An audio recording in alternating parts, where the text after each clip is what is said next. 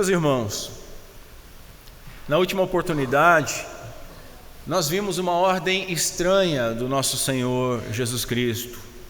Os discípulos, eles não deveriam dizer a ninguém que ele, Jesus, era o Cristo. Vimos as razões, porque ainda não era tempo. Porque poderia haver uma empolgação do povo que esperava um líder político e tentariam coroá-lo antes da hora, pelo braço da carne. Também haveria um conflito desnecessário e antecipado dos opositores, tentando matá-lo antes da hora e não da forma como o cordeiro deveria ser sacrificado. Por fim, e não menos importante, os discípulos necessitavam urgentemente de mais instruções. E assim nós vimos que Jesus, então, ele passou a anunciar claramente a sua paixão, demonstrando que o Messias é um Messias sofredor. E ele então apontou o local onde seria morto, os inimigos que o matariam, o condenariam, o sofrimento pelo qual passaria, mas também a sua vitória. Ao terceiro dia ressuscitaria. Vimos que estas revelações, elas foram demais para os discípulos. Foi pesado. E que Pedro, a rocha, tornou-se agora uma pedra de tropeço. Por falta de entendimento deste Messias sofredor, o discípulo repreendeu o mestre.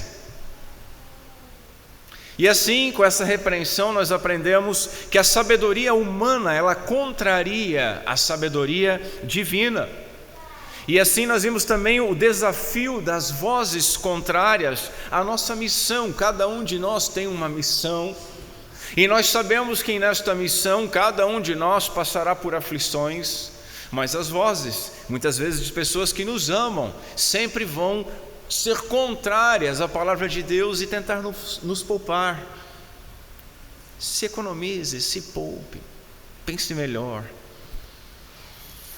E vimos que esse pensamento caído, ele é escândalo, é uma pedra de tropeço. E por fim, olhamos a misericórdia do nosso Salvador.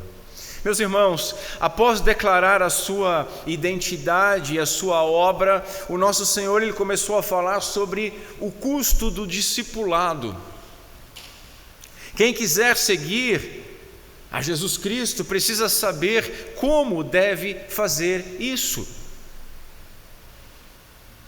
mostrando aos seus discípulos que ele deveria sofrer e que ele estava preparado, e não somente preparado, mas disposto a fazê-lo. O nosso Senhor Jesus, ele mostrou que aqueles que desejam segui-lo também deverão sofrer e também deverão estar preparados, e não somente preparados, mas dispostos a sofrer.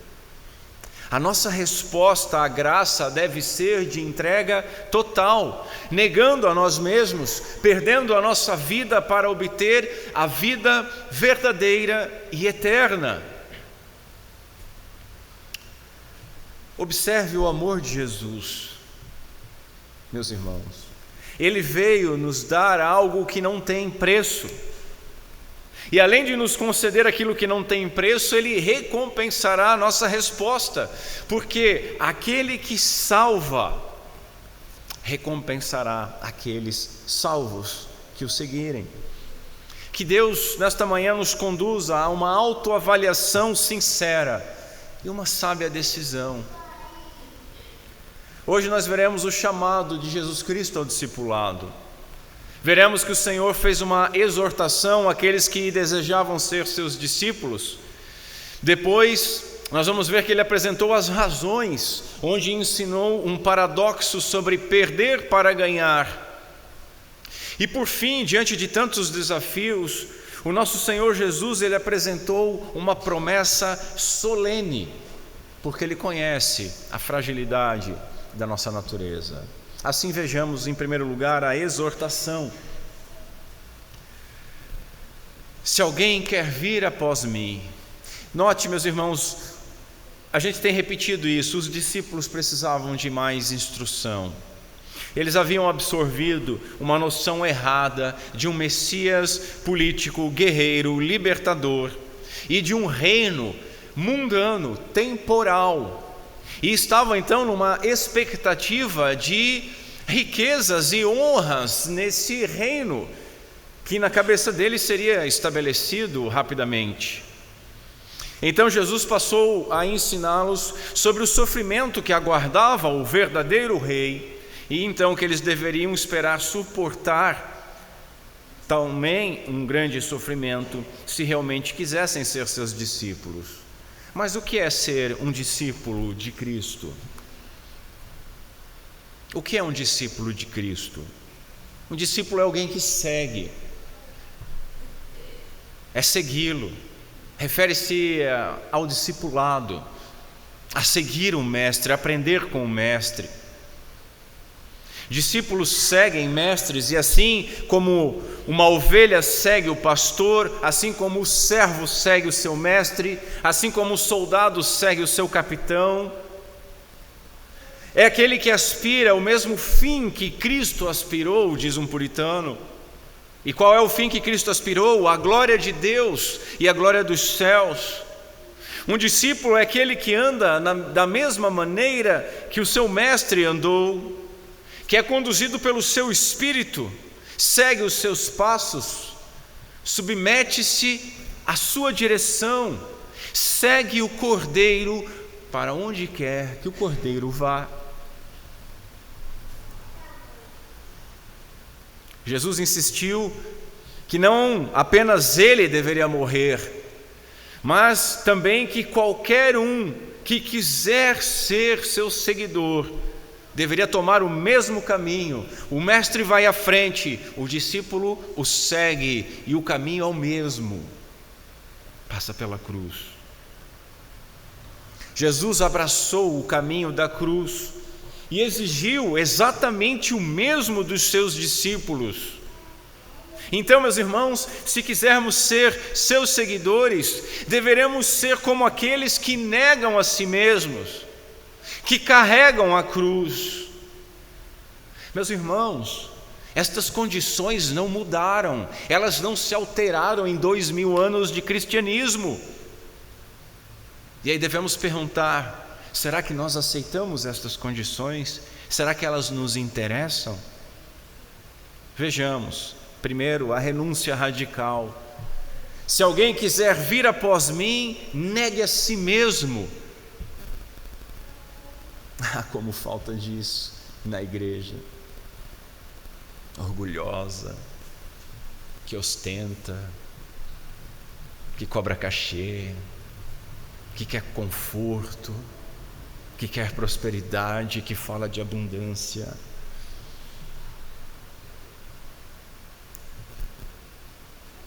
Se alguém quiser vir após mim, negue a si mesmo. Irmãos, seja quem for. Não existe uma igreja para o rico e uma para o pobre. Não existe um evangelho para o rico e um para o pobre. Seja quem for, rico ou pobre, instruído ou indouto ou ignorante, jovem que naturalmente é tanso, ou velho que deveria ser sábio, mas muitas vezes continua sendo boca aberta, homem ou mulher, judeu ou não judeu, religioso ou ateu, qualquer um que tenha tomado a resolução de ser discípulo de Cristo, deve, veja, na força da graça por meio do Espírito Santo de Deus, deve negar a si mesmo e o seguir. Diferentemente de Pedro, que aconselhou Jesus a ter compaixão de si: de modo nenhum, Senhor, tu não vais sofrer, longe de ti isso, Deus não vai permitir. Jesus, ele afirmou que nós não devemos nos compadecer de nós mesmos, mas sim negarmos a nós mesmos. Como precisamos ouvir isso, irmãos, porque nós temos muita peninha de nós. Ah, como nós sofremos, como somos afligidos por qualquer coisa. Qualquer gota num copo d'água para nós é uma tempestade terrível. Eu não estou aguentando mais. Pastor, me ajuda. Negar a nós mesmos. Para Jesus, diz um teólogo, a morte do eu não é tanto um pré-requisito. Note, é um pré-requisito. Sem a morte do eu não há discípulo. É um pré-requisito, mas não é somente um pré-requisito, como é uma característica contínua do discípulo. Você não nega a si mesmo uma vez, tipo aquela ideia de aceitei Jesus. Eu já aceitei Jesus, eu sou cristão, eu já neguei a mim mesmo e agora está tudo bem. Não, é contínuo, é diário, é dia após dia, 24/7, não descansa, porque o nosso eu, meu irmão, minha irmã, ele se levanta constantemente contra aquele que está entronizado. O que isso significa?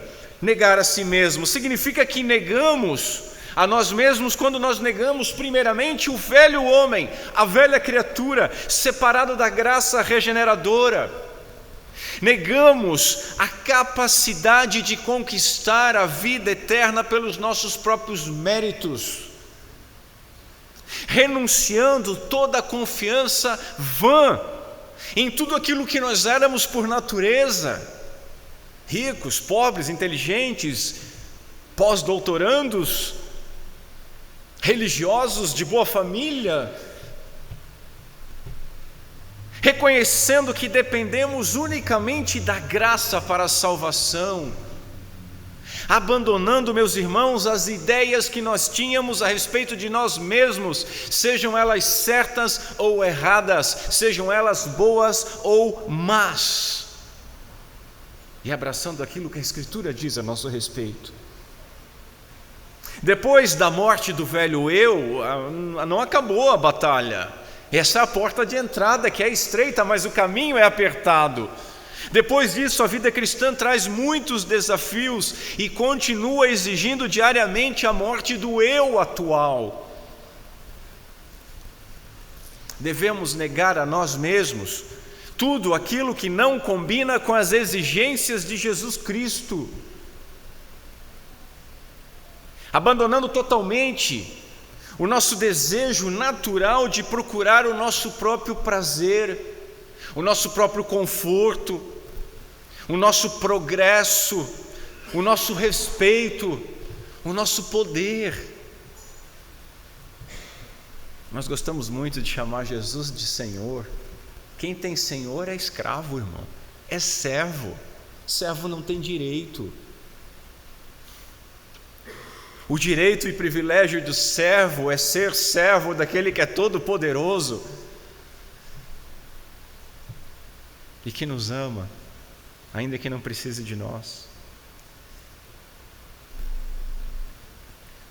Negamos a nós mesmos abrindo mão do nosso orgulho, da nossa presunção, da nossa autoconfiança, deixando de satisfazer os nossos caprichos. E aqui, meu irmão, Lutero diz assim: pregue de tal maneira que ou as pessoas odiarão os seus pecados ou odiarão a você. E nessa matemática, normalmente, o pastor é que passa a ser odiado. Negar a nós mesmos. Por fim, negamos a nós mesmos com a morte da vontade do eu, nos rendendo totalmente à vontade de Deus, nos submetendo totalmente ao seu controle, como não tendo mais nenhum direito. Afinal, repito, nós somos discípulos do Mestre, somos servos do Senhor. Assim, meus irmãos, nós devemos aprovar, e não somente aprovar, acolher, escolher e viver aquilo que a escolha divina garante como sendo o melhor para nós. negando a nossa própria vontade, por mais agradável que ela seja, e fazendo a vontade de Deus, por mais custosa e dolorosa que ela seja. Resumindo, devemos ouvir Paulo, que diz assim: não vivam conforme os padrões deste mundo, mas deixem que Deus os transforme pela renovação da mente, para que possam experimentar qual é a boa, a perfeita e agradável vontade de Deus. Em outro lugar ele diz: e considero tudo, veja, não é alguma coisa, não são algumas coisas, considero tudo como perda. Por quê? Por causa da sublimidade do conhecimento de Cristo Jesus, meu Senhor. Por causa dele perdi todas as coisas e as considero como lixo para ganhar a Cristo e ser achado, encontrado nele. O que eu quero, continua o apóstolo, é conhecer Cristo e o poder da sua ressurreição. Como que eu conheço a Cristo, reconheço o poder da sua ressurreição? Tomando parte nos seus sofrimentos e me tornando como Ele na sua morte. Filipenses 3. Mas aqui ainda está leve, tem a instrução pesada. Isso é só um negar. Vamos caminhar para a instrução pesada. Continua o Senhor: se alguém quer vir após mim, tome a sua cruz e siga-me. Tome a sua cruz. Meus irmãos, hoje a cruz ela foi vulgarizada. A cruz foi esvaziada de seu sentido. E ela foi até mesmo glamorizada. Há um glamour na cruz. Quando nós pensamos em cruz, nós imaginamos um pingente de ouro bonito ornando o pescoço de uma dama, ou uma estampa de uma camiseta gospel. Quem sabe esta bela cruz que adorna a nossa igreja, não é bonita? Veja, acabamento fino, não machuca, domesticada, glamorizada.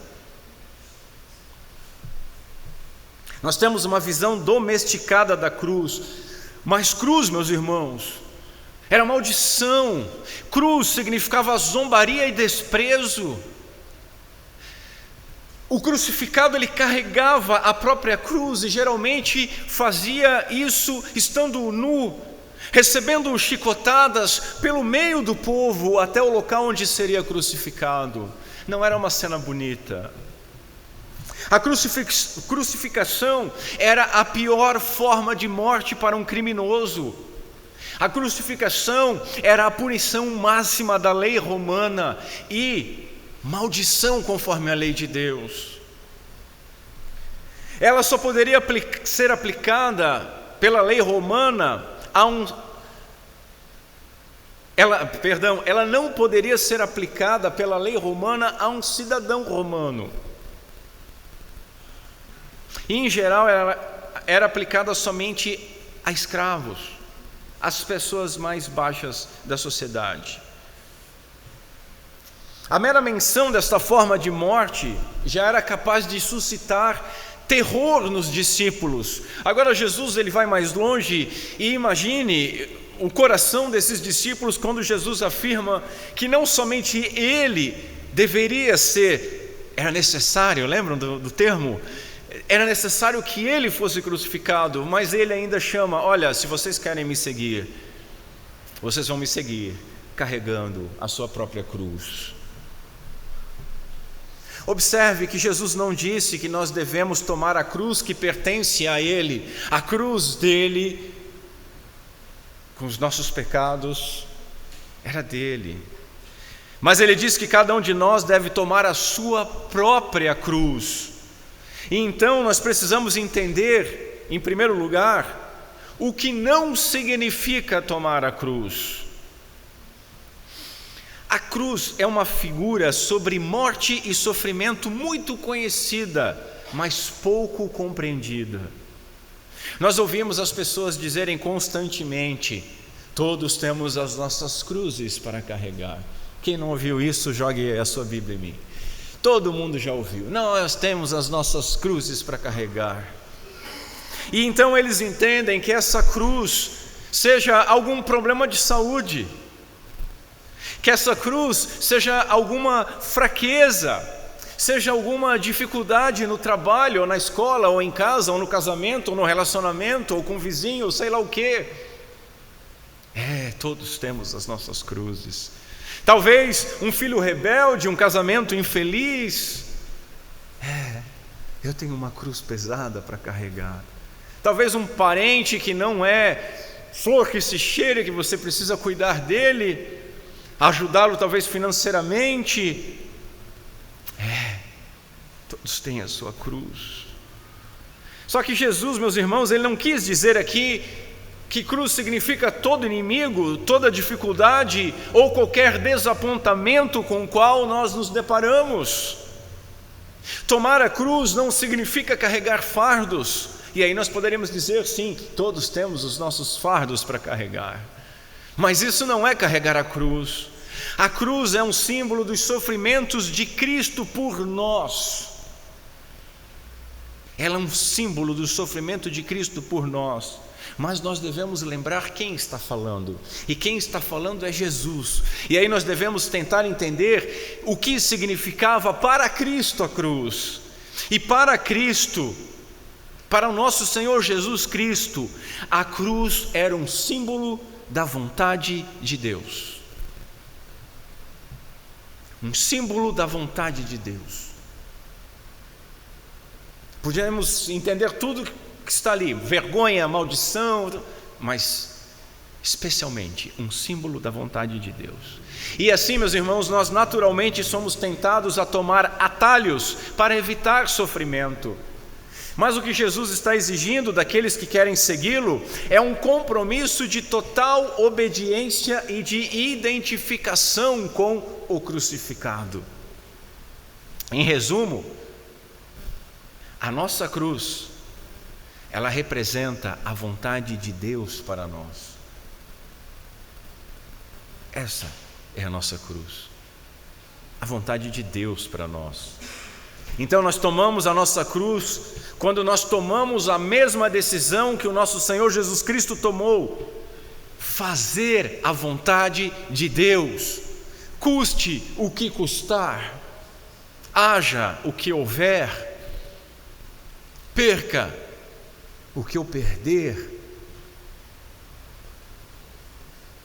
Fazer a vontade de Deus a qualquer custo e onde quer que esta vontade nos leve.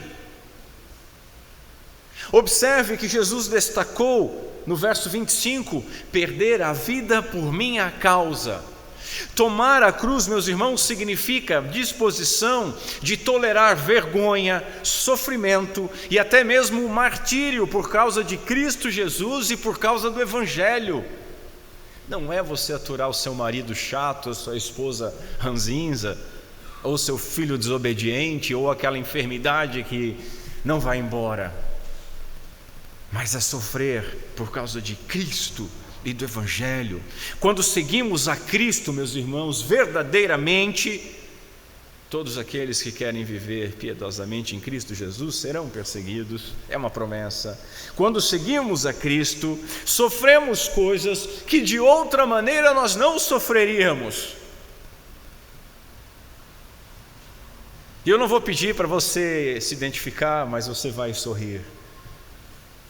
Talvez hoje mesmo você tenha pensado: minha vida era mais tranquila antes de eu me tornar cristão. Ainda que não houvesse paz, porque não há paz para os ímpios, diz a palavra de Deus, mas ela era mais tranquila. Porque quando nós abraçamos o cristianismo, nós abraçamos problemas que são inerentes de ser um seguidor de Cristo e que são inseparáveis de ser verdadeiramente um discípulo de Cristo. Dificuldades que não teríamos se não fôssemos de Cristo. Nós podemos sofrer por doenças, podemos sofrer fraquezas, podemos sofrer dificuldades fora de Cristo. É isso que esse mundo está sofrendo, fora de Cristo, mas eles não estão carregando a sua cruz. Carregar a cruz é sofrer em Cristo e por Cristo diariamente.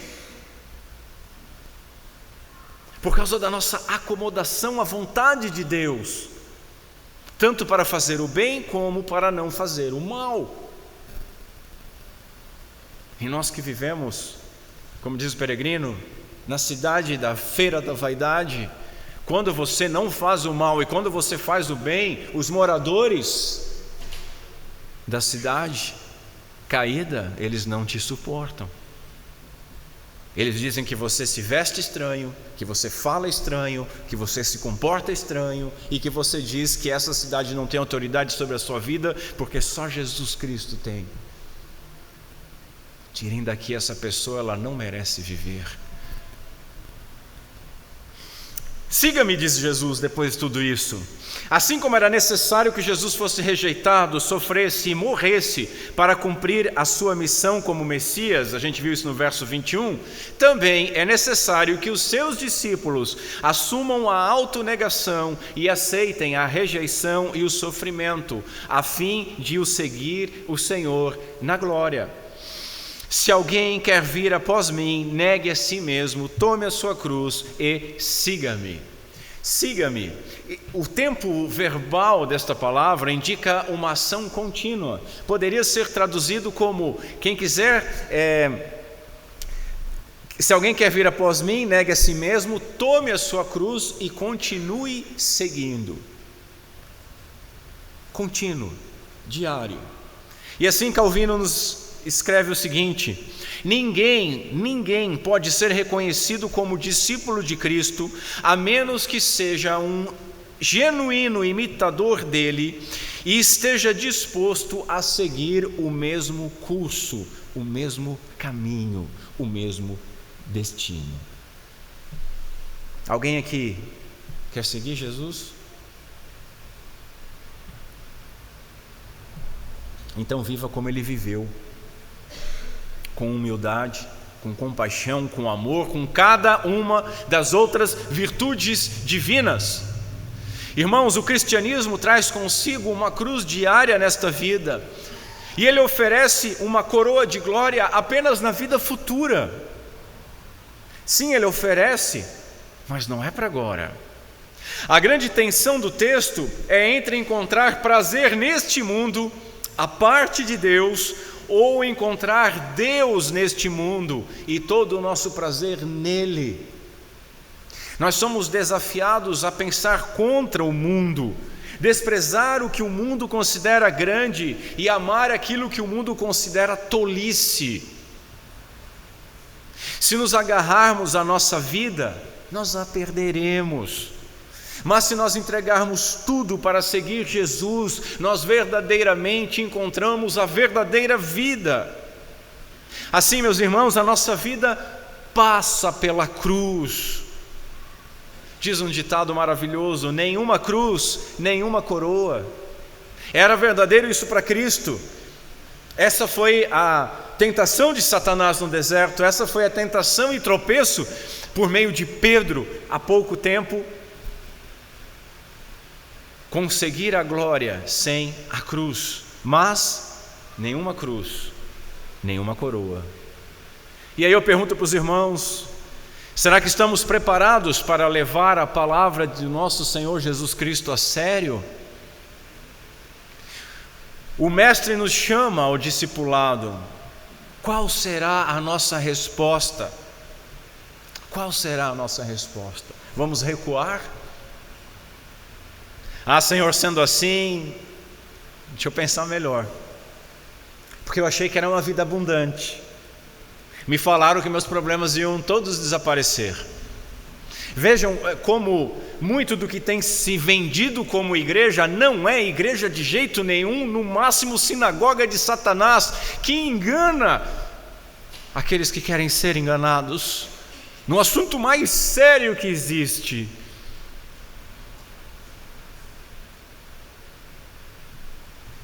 Oferecem o céu na terra e não permitem que aqueles que estão na terra vão para o céu. As pessoas fazem apelos para seguir Jesus, né? Apelos. Venha para Cristo, dê uma oportunidade. Parece que Jesus é um mendigo, um miserável que precisa muito de você. Igreja, Cristo não precisa de nós, Ele é o Senhor da glória. É nós que precisamos desesperadamente dEle. E o caminho que Ele ordena para aqueles que desesperadamente precisam dEle é o caminho de cruz. Eu conheci alguns homens mais antigos, homens de púlpito, que falavam, há pouco tempo, diziam eles, não se fazia apelo, se dizia: você quer mesmo ser um verdadeiro cristão? É difícil. Faça as contas, como nós lemos no texto da liturgia. Faça as contas. Não é fácil, não é coisa para boca aberta. Você vai ter que morrer, você vai ter que negar a si mesmo. Não é coisa para frouxo, não é coisa para covarde. Mas hoje não. Hoje feche os seus olhos, balance a cabeça, levante a mão, dê uma piscadinha. Pronto, você é cristão. E agora você vai ter o melhor de Deus nessa terra. No outro dia, o melhor de Deus não vem. A pessoa está pastando nessa terra e ela se afasta e diz: esse Deus não é digno de adoração, porque Ele não faz as coisas para mim.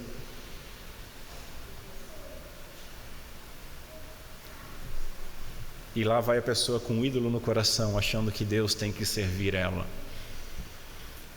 E aí nós vemos os índices. Quantos desviados, batizados. Batizado e desviado, meu irmão? Não. Esse é o verdadeiro chamado. Agora, Jesus ele apresenta ainda as razões para esse chamado. Vejamos em segundo lugar: ganhando para perder e perdendo para ganhar. Ele diz o seguinte: pois quem quiser salvar a sua vida a perderá, e quem perder a vida por minha causa, esse a achará. Esse provérbio do nosso Senhor, ele é um paradoxo. O que é um paradoxo? Uma declaração que parece uma contradição. Como que eu vou perder para ganhar? E como que se eu ganhar eu perco? Mas esse paradoxo, esse provérbio de Cristo, ele nos permite ter uma previsão do futuro das nossas vidas em termos bem claros: vida ou morte, bem ou mal, bênção ou maldição. Jesus estava ensinando que nós não podemos nos salvar pelos nossos próprios esforços. O sentido básico do que Jesus está dizendo aqui é que nós somente podemos ganhar uma vida. Entende isso, igreja? Se você guardar isso, você entendeu esse ponto. Nós podemos ganhar apenas uma vida, ou a vida presente ou a vida futura. Esse é o ponto. Aqueles que querem ganhar a vida presente perdem a futura, e as que perdem a vida presente por causa da futura a acharão em Cristo. Quem escolher a vida presente perde a vida eterna. Procurar salvar a própria vida resultará numa perda da vida real. Já abandonar a vida sem reservas, por amor a Cristo, por causa do Evangelho, sofrendo perseguição, sofrendo desconforto, sofrendo solidão, sofrendo perdas materiais, resultará em encontrar a verdadeira vida. Irmãos, tem países que, se você é cristão, você não tem direito à casa. Você tinha sua casa, você é desalojado da sua casa. Quer ser cristão ainda, filho? A gente quer casa melhor, casa maior. Quer ser cristão? Então você não tem direito à casa. Se não tem direito à casa, não tem direito ao lugar de culto. Se não tem direito à casa, direito ao lugar de culto, muitas vezes não tem direito ao trabalho. E você só vai poder pegar serviços de escravos, bicos. E aí? Vamos ser cristão? As pessoas vivem se preparando para a vida terrena E exatamente por isso acabam perdendo a vida eterna. Conselhos de pais para os filhos é sempre: se prepare, estude, faça isso, faça aquilo. Isso não deve ser desprezado, mas há algo maior, há algo melhor e há algo mais excelente. Foi isso que aconteceu na época do dilúvio e na época da destruição de Sodoma e Gomorra, conforme Jesus nos ensinou em Lucas capítulo 17. Depois vai e dá uma lida. E será a mesma coisa quando Jesus retornar. Os homens, eles estarão tão envolvidos nas atividades que permitem a continuação da existência: comer, beber, plantar, construir, casar, etc., que esquecerão de cuidar da vida eterna, e de repente serão destruídos, e perderão não só aquilo que passaram a vida toda preparando, mas perderão também a vida celestial. E não há corte de apelação. Apartai-vos de mim. Autopreservação resultará em autodestruição. Guarde isso, crente. Autopreservação resultará em autodestruição. Quem quiser salvar a sua vida a perderá, e quem perder a vida por minha causa, esse a achará. Mesmo que perca a primeira para obter a segunda, na verdade, meu irmão, pouco, muito pouco, e se comparado à eternidade, nada foi perdido.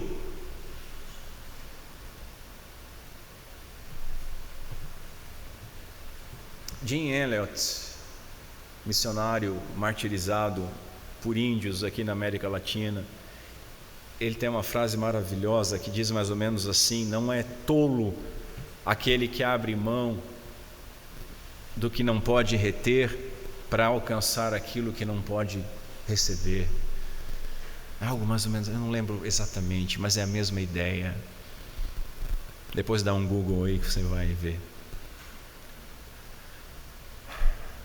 Mas, meu irmão, comparar a eternidade com os prazeres atuais e entender que a eternidade tem mais valor que os prazeres atuais, somente aqueles que têm fé e esperança em Cristo estão prontos para entender o significado disso. Para os outros é loucura. Qual é o ditado? Mais vale um pássaro na mão do que dois voando. E para as pessoas que pensam assim, o meu conselho é: ou se arrependa, mas se você não se arrepender, aproveita ao máximo, porque tudo que você vai ter de prazer está com dias contados. A sua vida vai acabar e você vai perder tudo isso. E depois dali, quando acabar o meu inferno, como dizia um puritano, começa o seu. Começa o seu. Segundo lugar, veja a futilidade do sucesso não espiritual. As perguntas que o nosso Senhor faz no verso 26, elas são retóricas, não são para ser respondidas, elas são formuladas já com uma resposta negativa em mente. Ele diz: de que adiantará uma pessoa ganhar o mundo inteiro e perder a sua alma? Os homens não entendem isso. Um puritano diz o seguinte: este é o julgamento de Cristo sobre o assunto, e Ele é um juiz competente, porque quando se trata de saber o valor de uma alma, ninguém pode superar o nosso Senhor, porque Ele e somente Ele as redimiu. E Ele, que sabe o valor da alma, não depreciaria o mundo, porque foi Ele que criou o mundo, e o mundo é excelente. Mas na balança é inferior. Os homens trocam a glória eterna pela preocupação e busca da glória passageira, o pássaro na mão. E nós lemos em Eclesiastes: que proveito tem o homem de todo o seu trabalho que faz debaixo do sol? Nós vimos ele falando sobre tudo que ele experimentou para procurar virtude, e o que ele disse? Tudo é vaidade, tudo é correr atrás do vento. É comum as pessoas nos aconselharem: pense onde você estará daqui a 5 anos, daqui a 10 anos, planeje. Mas Jesus, ele não está pensando nisso. Jesus, ele vai mais longe. Jesus está nos aconselhando a pensar aonde nós estaremos daqui a 10 ou 20, 1000 anos, e aonde nós vamos permanecer eternamente. Não existe aniquilamento.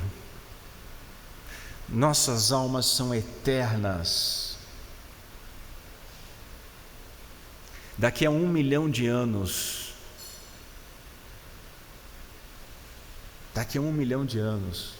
pessoas vão estar 1 milhão de anos se lamentando pelo que fizeram com esta vida. E não tem fim. E outras pessoas vão estar descobrindo as delícias da glória de Deus. E elas ainda nem arranharam a superfície. O mundo gira em torno de dinheiro. Ele tem sido o maior senhor de escravos do nosso tempo. Ele se tornou um ídolo para muitos, um Deus para a grande maioria, um falso Deus. Os homens gastam todo o seu tempo, gastam toda a sua energia, gastam todos os melhores anos da sua vida para adquirir riquezas. E assim perdem o propósito principal da sua vida. Veja, muitos perdem a criação dos filhos indo atrás de dinheiro. Outros perdem os pais, ou a esposa ou o esposo indo atrás de dinheiro, os melhores anos da vida. Mas isso ainda é pouco que foi perdido. Eles perdem o propósito principal, porque depois da morte, eles vão deixar tudo para trás. Tudo fica para trás, ninguém desce para a sepultura com nada. As riquezas, meus irmãos, não podem nos fazer totalmente felizes, nem mesmo enquanto nós a temos. Depois de morrer, de maneira nenhuma. Mas quantas pessoas que têm muito dinheiro, mas não pode aproveitar por causa de um problema de saúde. Dariam tudo para ter uma saúde, talvez como você tem. E aí você diz: mas eu tenho uma dificuldade, um problema. Olha para o lado, que milhares dariam tudo para ter o teu problema de saúde.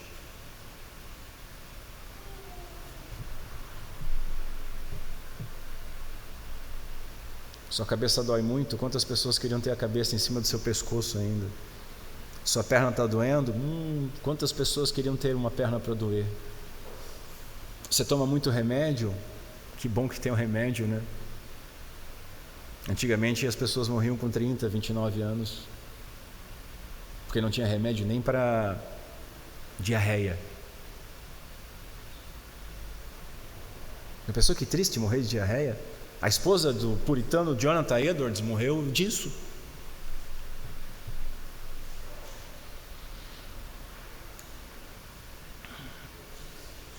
Note que a incidência de suicídios em pessoas ricas é brutalmente maior do que pessoas pobres. Aliás, em pobre é a exceção que confirma a regra. Porque o pobre não tem tempo para isso. Ele tem que trabalhar, não tem tempo para suicídio. Eu tenho que ir para o segundo trabalho, eu tenho que pegar o filho na escola, eu tenho que limpar a casa. Não vai rolar. Vê como a riqueza é fútil, irmãos. Nós rimos, mas estamos tratando de coisa séria. A possessão de todos os tesouros do mundo não compensa a ruína eterna. Jesus, ele não está ensinando que não há lucro algum em ganhar o mundo todo e somente perder a sua alma. Não há nada que se possa dar em troca da vida de uma pessoa. Esse é o ponto. Nenhuma riqueza material, nenhum sucesso se compara à glória. Nós fomos chamados para algo muito maior do que ajuntar dinheiro, meus irmãos. Em terceiro lugar, vejamos o valor da própria alma. Jesus diz que dará uma pessoa em troca da sua alma. Essa pergunta ela é muito conhecida, mas as pessoas perdem de vista o seu caráter investigativo. Essa pergunta é para você se autoanalisar. Nós devemos nos lembrar desta pergunta sempre que nós formos tentados a negligenciar os nossos interesses eternos. Sempre que nos chega, dito diferente, a tentação nos abordoada, tentando nos fazer mudar de caminho, nós devemos lembrar disso que o Senhor falou. A palavra traduzida como alma no verso 26 é a mesma que foi traduzida como vida no verso 25. Por quê? Porque alma é a vida. Nós lemos em Gênesis: e formou o Senhor Deus o homem do pó da terra e soprou em suas narinas o fôlego da vida. E o homem foi feito o quê? Com o fôlego da vida, alma vivente. Segundo a psicologia bíblica, vida terrena e alma são a mesma coisa. Vida terrena e alma são a mesma coisa. A alma da pessoa não é uma parte, mas sim o ser todo de uma pessoa, diz um estudioso. Então a figura aqui retrata uma negociação comercial, é isso que Jesus está falando. Uma negociação na qual o homem trocaria sua própria alma-vida pelas atrações deste mundo. O homem que fizer isso, o que ele poderá usar para comprar de volta a sua alma-vida? Porque mesmo que ele ganhar o mundo inteiro, não dá para comprar. E quantos vendem a sua alma? Não vendem nem para Satanás, mas vendem a sua alma atrás de riquezas, de poder, de conforto, de prazeres, de vícios. Se alguém tivesse o mundo inteiro para dar e desse, não seria um resgate suficiente pela sua vida-alma, porque a redenção de uma alma imortal requer um preço maior do que ouro ou prata ou qualquer outra coisa corruptível. Nada menos que o sangue de Cristo Jesus é a troca adequada, ou o preço do resgate pago para isso. Então, meus irmãos, Jesus, que entregou a sua vida e derramou o seu sangue por estas vidas almas, ele dá mais valor às nossas vidas almas do que nós mesmos.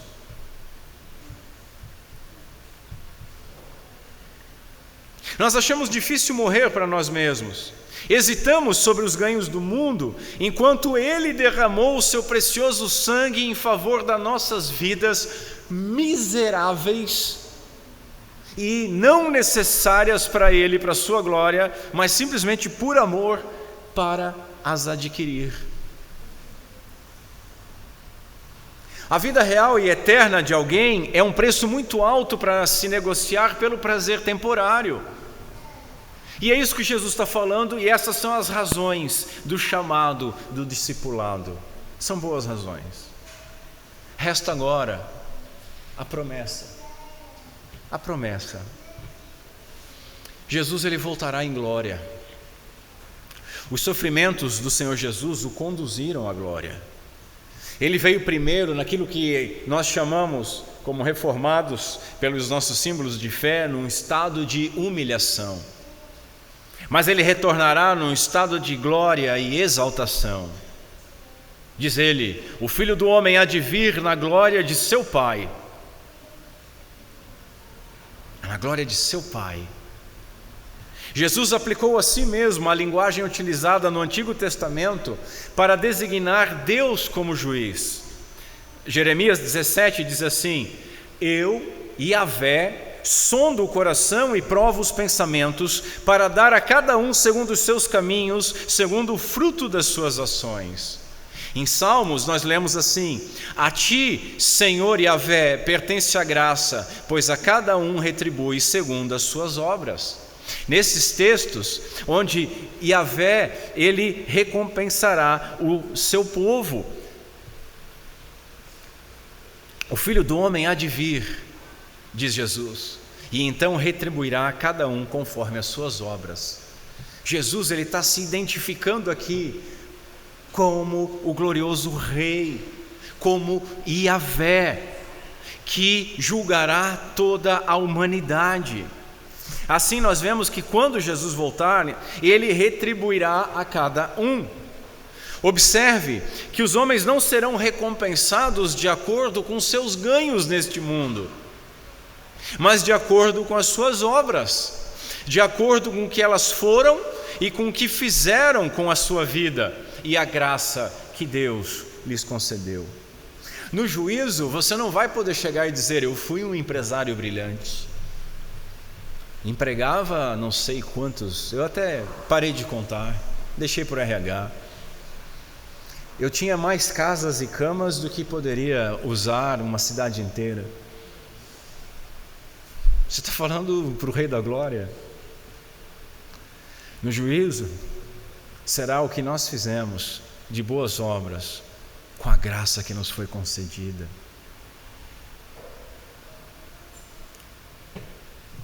Sobre essa questão de retribuição conforme as obras, nós vimos bastante sobre isso nas exposições de Romanos, que estão pausadas. Mas nós devemos lembrar que a salvação é somente pela graça, unicamente por meio da fé, e jamais se baseia nas obras ou nos méritos dos homens, conforme nós lemos em Efésios 2, para que ninguém se glorie.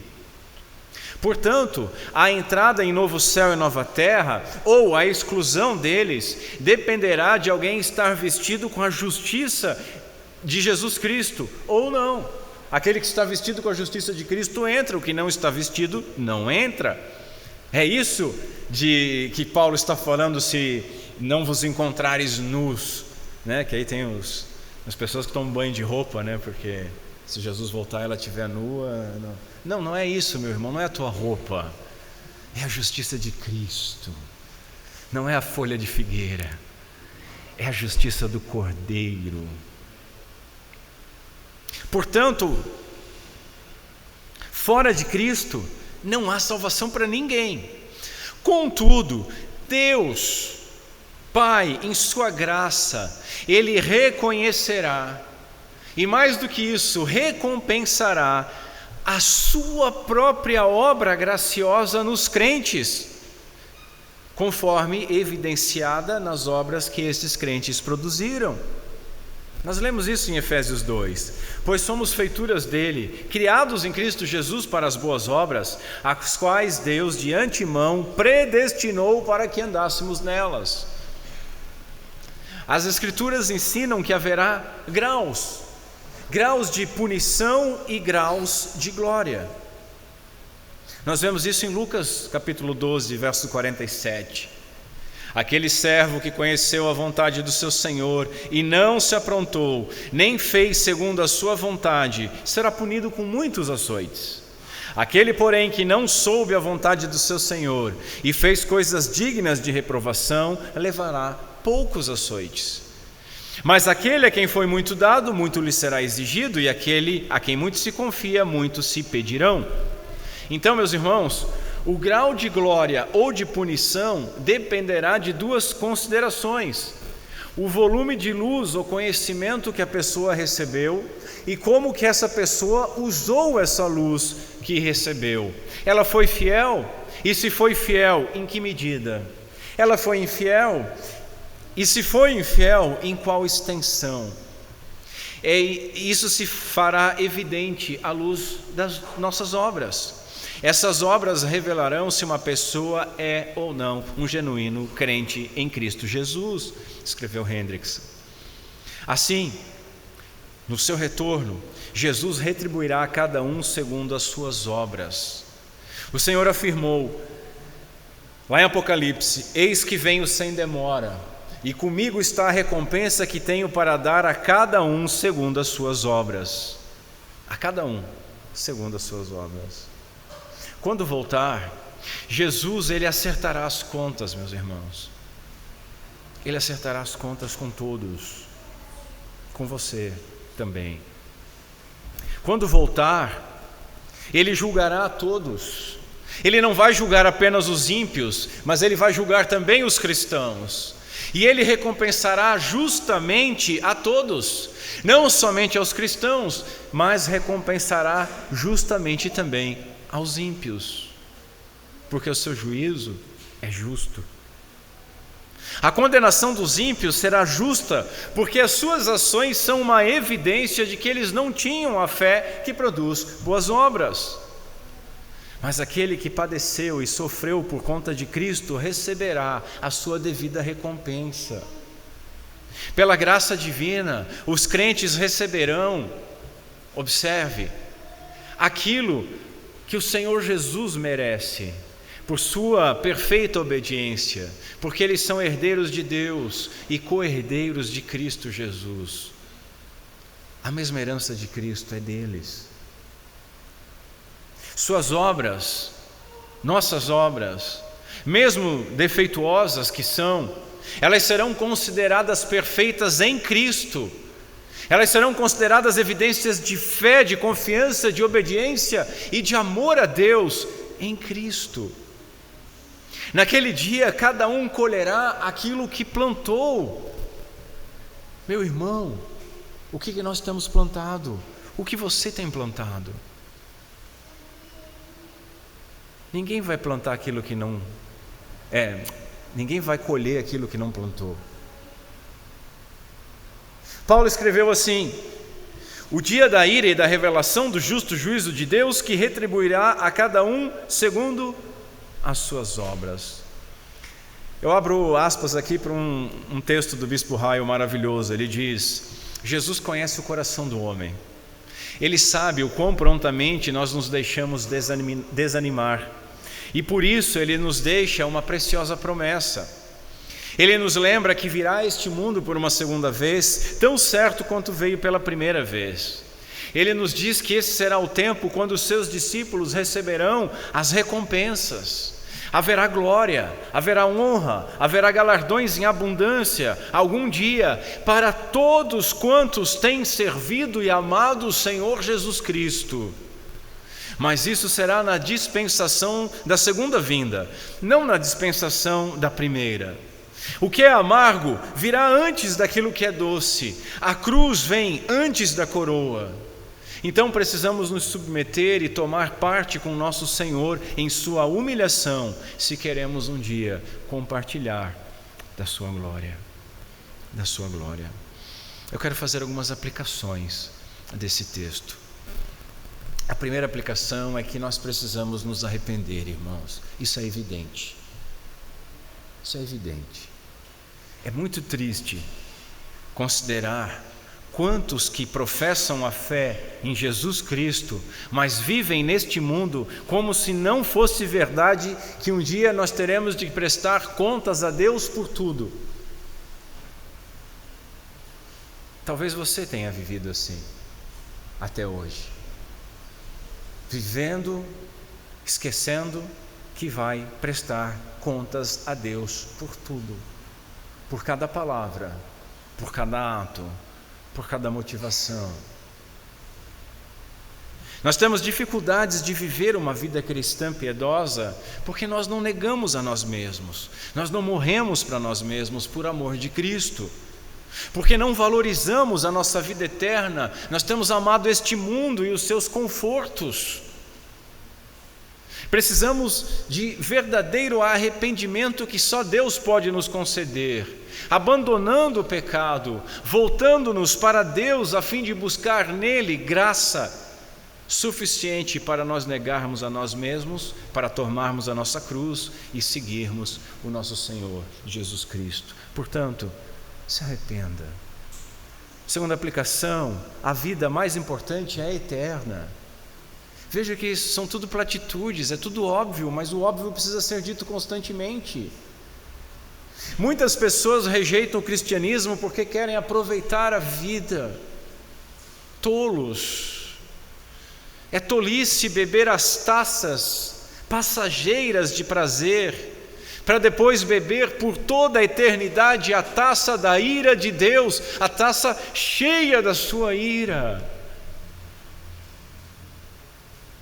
Não devemos negociar a vida eterna por causa de alguns desejos desta vida passageira. Não devemos agir como Esaú, que trocou a sua herança por um prato de comida, possivelmente um guisado. Jesus chamou de louco o homem que negligenciou a salvação, colocando a sua confiança em bens materiais. Nosso Senhor, Ele redireciona o centro da nossa preocupação.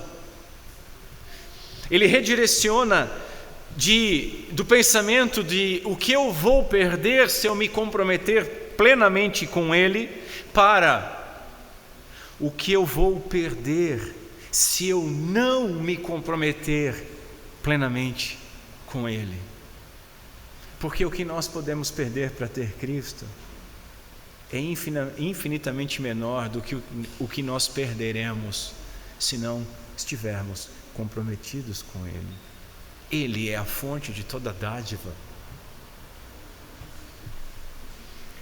Outra aplicação: devemos amar mais a Cristo do que a nossa própria existência.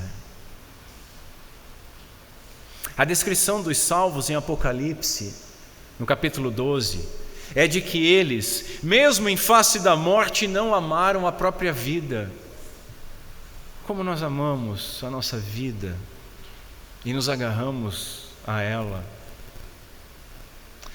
O apóstolo João escreveu: não ameis o mundo, nem as coisas que há no mundo. Se alguém amar o mundo, o amor do Pai não está nele.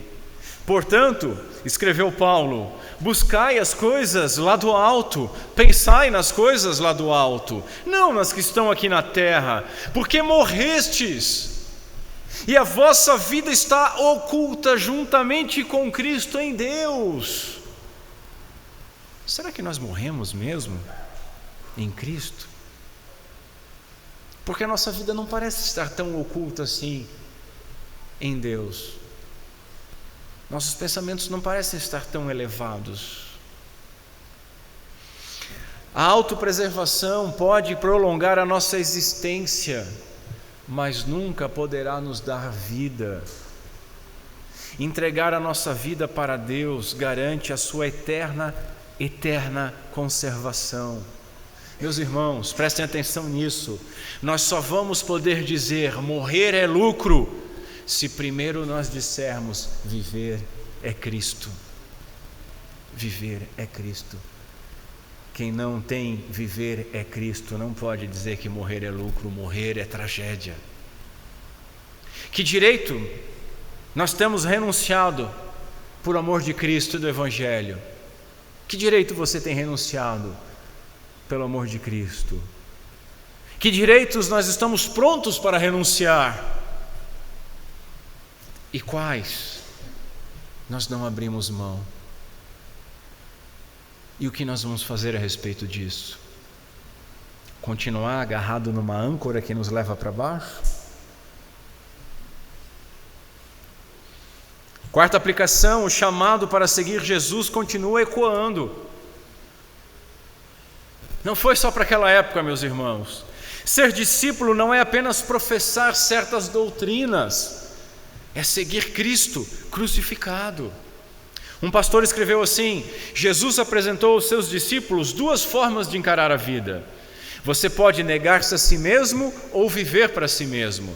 Você pode tomar a sua cruz ou ignorar a sua cruz. Você pode seguir a Cristo ou seguir o mundo. Você pode perder a vida por Cristo ou salvar a vida por si mesmo. Você pode abandonar o mundo ou ganhar o mundo.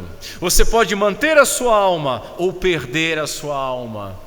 Pode ainda participar das recompensas e glória ou perder as recompensas e glória. O chamado de Jesus continua ecoando. Se você prestar atenção, ele ainda está dizendo: tome a sua cruz, negue a si mesmo e siga-me. Nós precisamos silenciar a agitação da nossa vida terrena, irmãos, para ouvir a suave voz do bom pastor nos chamando. Será que nós já tomamos a nossa própria cruz? Será que nós estamos carregando ela diariamente? O que tem nos impedido de carregá-la? E o que faremos a esse respeito? Continuaremos assim? Fomos alertados. O servo que não foi alertado e errou tomou poucos açoites, mas o que foi alertado e continuou no erro tomou muitos. Última aplicação, precisamos responder: queremos realmente seguir Jesus? Esse seria um apelo digno de um evangelismo. Queremos realmente seguir Jesus? Um teólogo diz o seguinte: naquele tempo, assim como hoje, alguns queriam um Messias para satisfazer todas as suas próprias necessidades e desejos. Porém, Jesus acabou se tornando um Messias que requer morte humilhante para o interesse pessoal. Num momento quando uma parte substancial dos evangélicos quer um Jesus acomodado, que abençoa, santifica, prospera, preenche, emociona e fortalece os seus seguidores, nós precisamos ouvir mais uma vez de um Jesus, o verdadeiro Jesus, que insiste que seus seguidores genuínos morrem para o interesse pessoal, negam a si mesmos e seguem o seu mestre no caminho da cruz. Será que nós ouvimos?